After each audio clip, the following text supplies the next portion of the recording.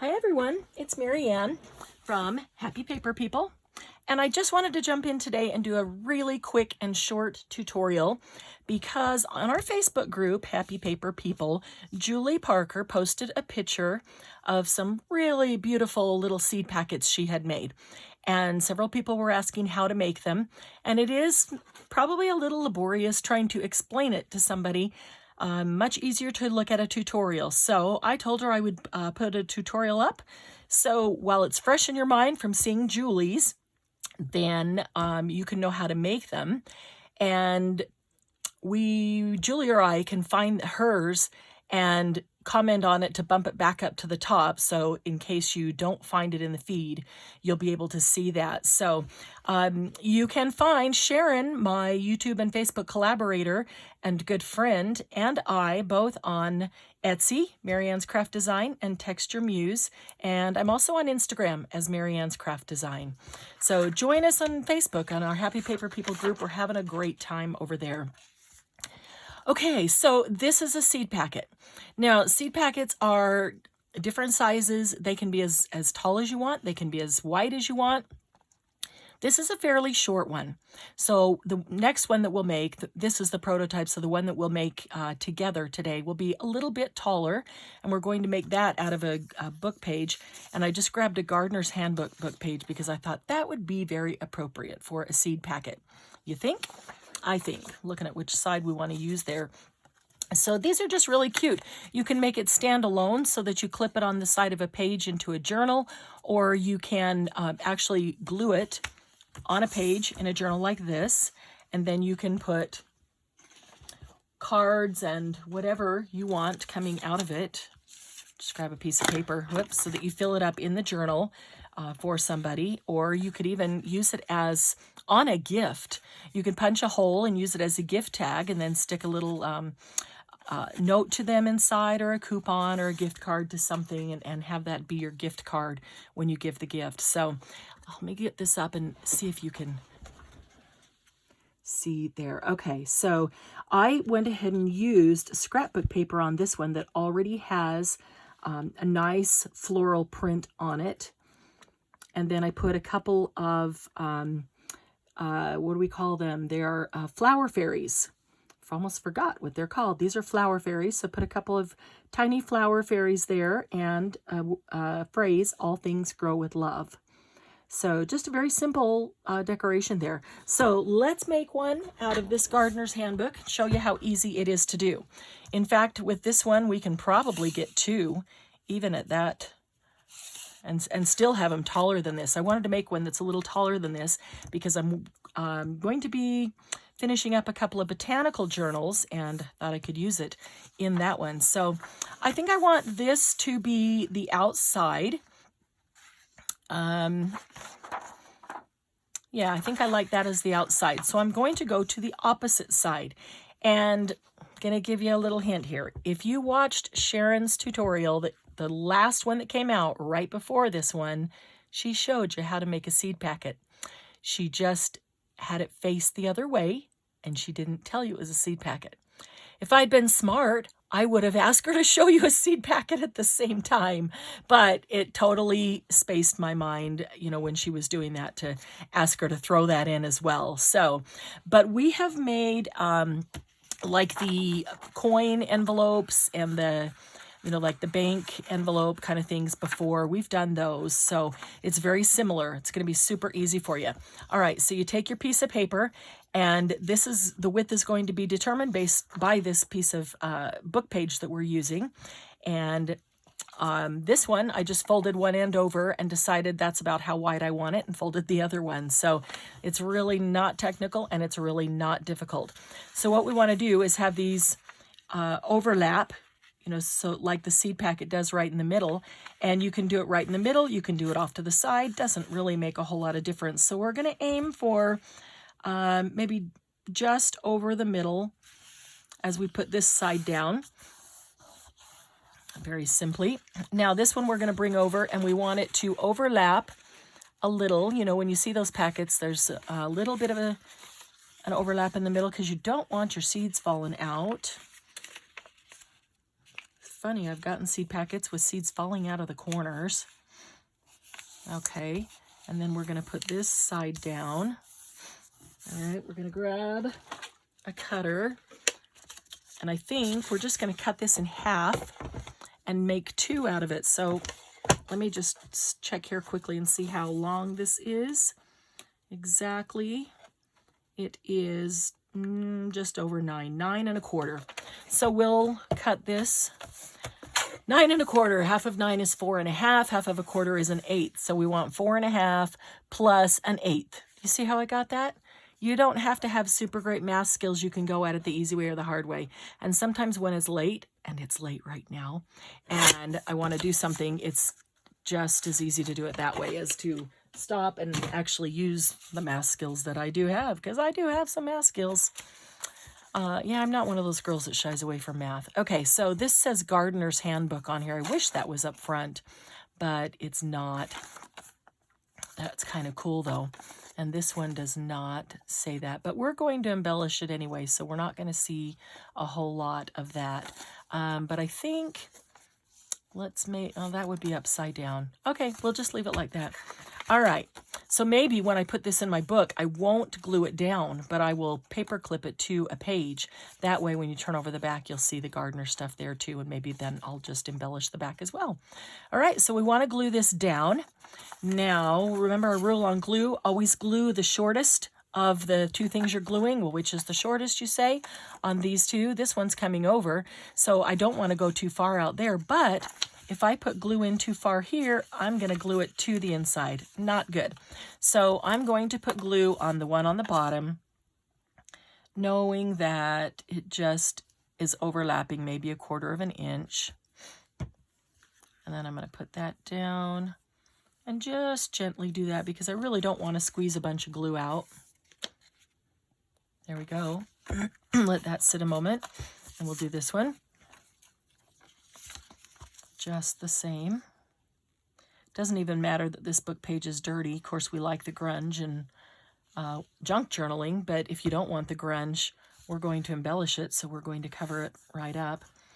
Well, I did forget one thing already. I could do it down, but it's much easier when you're doing it. When you're doing it while it's before it's been glued. Yep. But since, you know, I did this on purpose. Yeah, I did this on purpose so I could show you how to ink your edges when you've already glued it down. Okay, so top is easy. We're going to glue like that, or we're going to glue like that. We're going to ink like that. We want a little bit down the sides because where it's folded, that tends to age.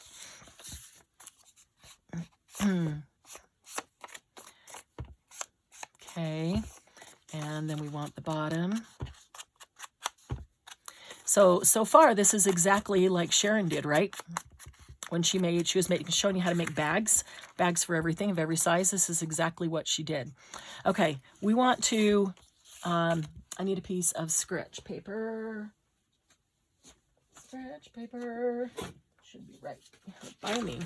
Okay, I am going to stick this right up against our seam. Come on, working all the way down except right there. Because right there, it appears to be glued right up to the seam. All right, and then we're just going to do this. Look at that. Yep, we got us a little inked seam there. Now this one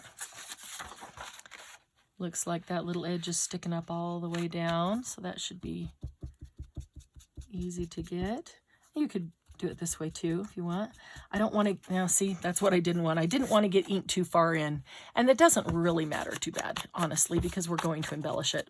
But if you were going to leave it, you just have to decide where you want ink, and I didn't want the ink, you know, okay, so if you ink like this, like I was doing, I'm getting the edge, but if you ink like this, you're going to get big swoops, you know, soft marks deeper inside, and I didn't want, like this. I didn't want that. I'm going to cut that off. So that's why I'm showing you that. I didn't want that. I just wanted it along the edge to show the aged effect on the edge. But it's okay because we're going to embellish it. and it will end up being right over the top of that. All right, so we grab this. We'll just leave that. We might need it. Who knows? All right, so we need to cut when you on a seed packet. Okay, on Sharon's bag, I'm all over the place. On Sharon's bag that she was showing you how to make, she turned this to the back, right? And she left the cut off the back piece that was there and then folded this under so that your seam is in the back and you have a beautiful clean bag right there. And then the top was cut together. For a seed packet, we do exactly the opposite. Our seam is in the front facing us. Okay, so we are going to, and I'm going to show you an easy trick how to do this, but we're going to cut out the front and fold it up front, which happens to be the same side Sharon did. She just used that as the back. We're using it as the front. And then on the top, we're going to cut out the front so that we have the folded flap for the envelope. Okay, so here's a really super easy way to do that. It helps me because I don't cut very straight with scissors. I tend to, okay, see what I did? I take the two folds. Okay, we take the two folds, and all you do is squeeze those two folds together, and you want to line them up perfectly because we're going to use those as our guide. All right, and so I know I had some little scissors here. This is our top. And which side do I cut? Well, here's the seam, and I know I want the seam to be in the center of the front. I want my seam to be in the front like this. So this is the front. So when I pull those two together, then it's the side with the seam on that I want to cut. So I'm going to go first to the side folds, and I'm going to cut them together. I'm going to cut just on this side of the fold, and I'm going to go down as far as, I'll try to see this, it's a little awkward from there. I'm only going to go down as far as I want that flap to be tall. Does that make sense? So I want the flap to be about that tall, so I stopped right there. And then I'm going to go over here to the front, and this is where it's hard for me to cut straight, and I'm just going to cut straight in to meet that corner. There we go. Okay, and now I'm going to go down to the bottom and make sure that the bottom two folds are lined up perfectly as well. Same side on the bottom, and I'm going to do the same thing. However, this one's going to be smaller because this is the bottom fold, and that, if you look at your seed packet, that is a much smaller. All right, so come over here, and I want to go straight in. You have a big flap on top to fold down because that's like the top of the envelope. And on the bottom, there's just a small flap that folds up that keeps the, like this, see? That keeps the seeds in. Now, that's not folding straight, and that's because I didn't cut it very straight. But this one is really easy to correct.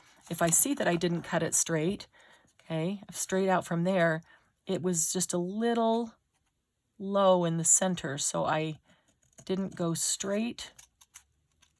I don't know if I'm still even lined up exactly there. See if that's better. So that if it is, then that should fold up right across the side there. There we go. Okay, so yep, see how the bottom folds up on the seed packet, and then that's the top envelope that, or envelope flap that would fold down. All right, so let me get some scraps out of the way. First thing I'm going to do is round the corners, and I've showed you before how you can just do that with scissors. I'm going to do it with my corner chomper so it can be fast. So I'm going to round those up there, and then I want to round these that we're going to fold up on the bottom. Come on. I should have done it before I showed you that folding up because it just makes it a little more awkward. Okay, yeah, if you round the corners before you fold that, then it doesn't keep trying to fold up because you've got it folded. All right, so I'm not concerned about inking this because this is going to fold up, but I do want to make sure that this is inked, and it is, before I fold that up, so I don't have to do what I did down the center. But the two corners aren't inked because I just cut them off. So let's just get our corner, give our corner a little bit so that they all kind of look the same. And when we fold it, that bottom crease is going to have a little bit of aging right there. All right, there we go. So let's go ahead and glue that up. And all we need, I forgot to put my pin back in there, didn't I? All we need, we'll put the glue on the flap, because that's the smallest of the two. Ooh, that just started coming out fast. Big old glop, because I forgot to put my pin in it. And then when it started coming out, I got a big old glob, which is definitely not needed with heart glitter glue, because it comes out, I mean, it holds really well with just a tiny amount. Okay. All right, so our bottom is folded up and glued. Now I don't see much ink over here. Kind of got it from the other side. Just gonna give it just a little bit there. And I want this right here. Now that we cut the front off, the front of the envelope needs some ink. Okay, and the front of the flap, which happened to be inside when we inked, and I didn't worry about it because I knew I would have this opportunity after cutting that off to do this. Okay, and let's see, I think I moved him. Oh, wait a minute, right here? No, not right there. I think I put them away, which means they're not right next to me. I was looking for a stencil that I had that had some butterflies on it that I was working with on the desk, and so I had it right here, and I was going to put it right here and ink a couple butterflies right on the flap, which I will probably do afterwards, unless we still have a whole bunch of time, and then I'll go grab it and show you. All right, so, I want to make sure this side's inked too, because I think I'll probably leave it so that they can see this side as well, because I like that Gardener's Handbook shows right there. That's kind of cool. Different kind of flowers, which means I'll probably embellish that side as well. All right, so let's embellish this. So I had sitting here on my desk, been sitting here long enough that this stamp right here isn't sticky enough that it holds down anymore. This is actually washi tape stamps, and it has mushrooms on it. They're all just different kinds of mushrooms. So I was thinking it would be fun to put some washi tape mushrooms on here, and then maybe like a chemistry label. We could put smidge or itty bitty, peck, something like that. So let's put these down first. This one's definitely going to need glue because it's sticking to my finger on the bottom, but the rest of it isn't sticky enough to stick to itself. So let's see. I'm thinking if we go 1, 2, 3, that might work. So I'm going to give it just a little bit of art glitter glue.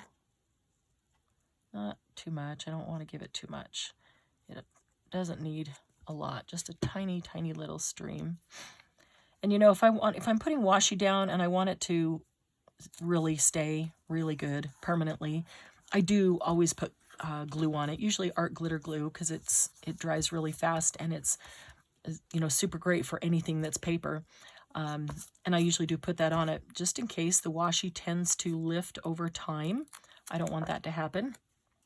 So it feels sticky, but it doesn't actually feel like super sticky, permanent sticky. So I'm going to give this one just a tiny bit of glue too, and make sure that it stays down. Don't want our mushrooms flying anywhere. Oh, look, we have postmarks right next to each other. I don't necessarily want them right next to each other, even though it'll work, but they're different sizes. There's one there too. They're different sizes. This one doesn't have one. Oh, actually, how about a blue one? What color is this one? It's got a red, kind of a red top. How about a blue one? Now I'm going to have to make another one, like this one, and use these others. I can't just have these stamps hanging out here. They'll get lost or trampled or something. All right, so this blue one was pretty since we've got pink on the first one. And this one says Seek. What you seek is seeking you. Ah, that's a good thought. Yeah, what you're seeking in the world is actually seeking you too. You should have what you seek. That's why it's seeking you. All right, so I'm going to put this one right over that one as if we covered up that postage there.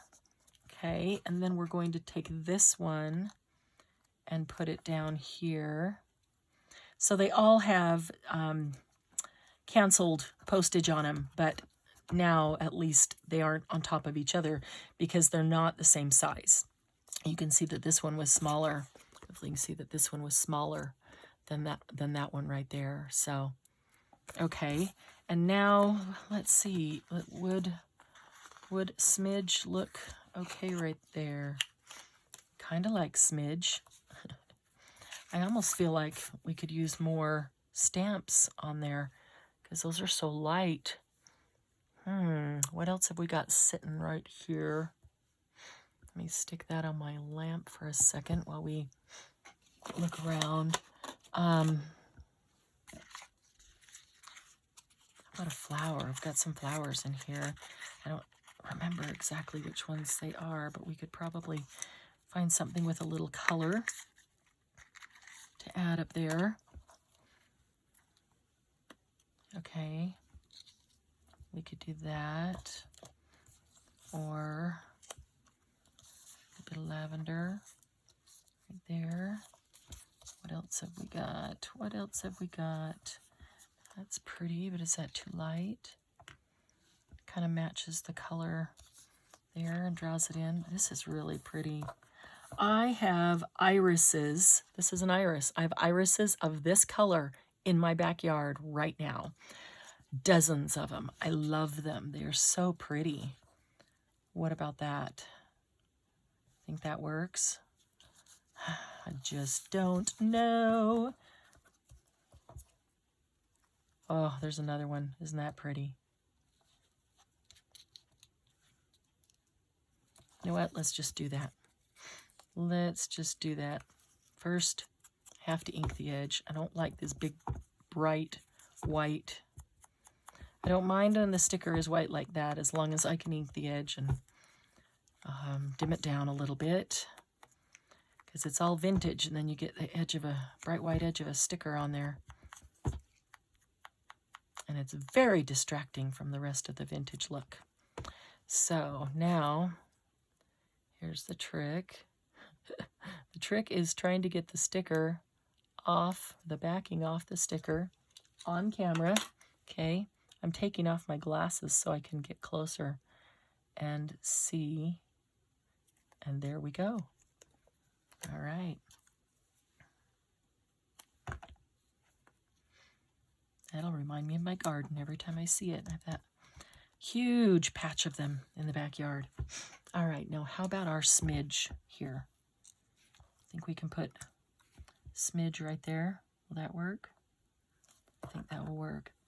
It does seem a little light. So I was just, let me put the glue top on this so it doesn't completely dry out.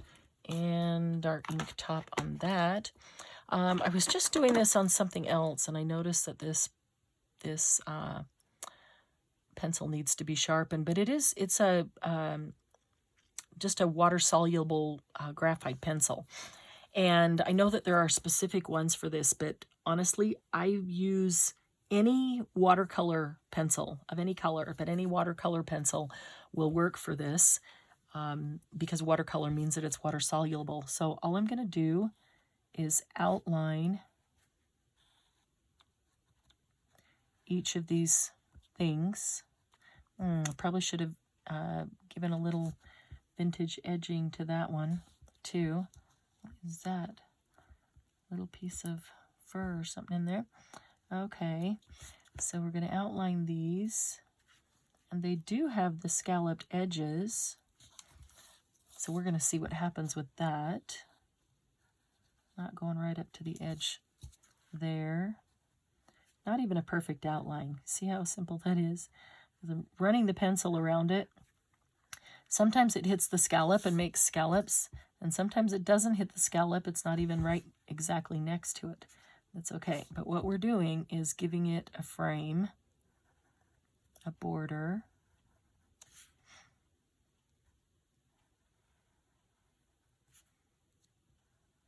Okay, there we go. And then we go back with a water brush. You can use a water brush, or you can use a Q-tip and just dip a Q-tip in water. Just get a tiny bit, just a drop of water, and then do it again, you know, as you're going along. But all we do is take this and run this down over the pencil that we just, the water-soluble pencil. And I do this with colored pencils. Just use watercolor pencils. That's all you have to do.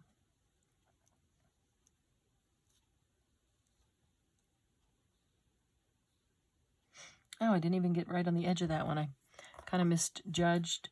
Oh, no, that is the edge over there. That is the edge right there. I did get on the edge of that one. Silly. Okay. So what this does is just break up that pencil line, kind of smear it. It starts dissolving it and makes it just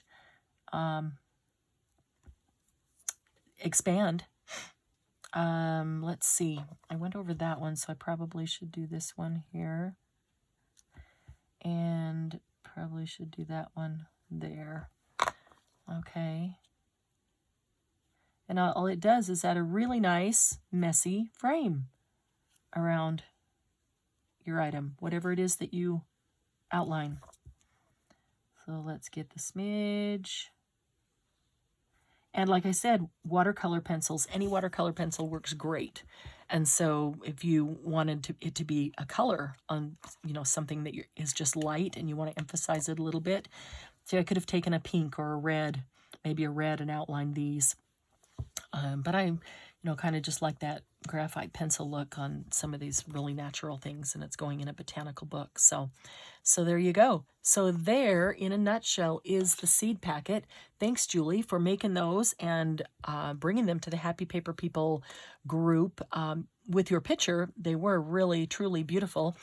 And now y'all know how to make them, so you can go make some of your own and post them in the Happy Paper People group. We love to see what everybody makes.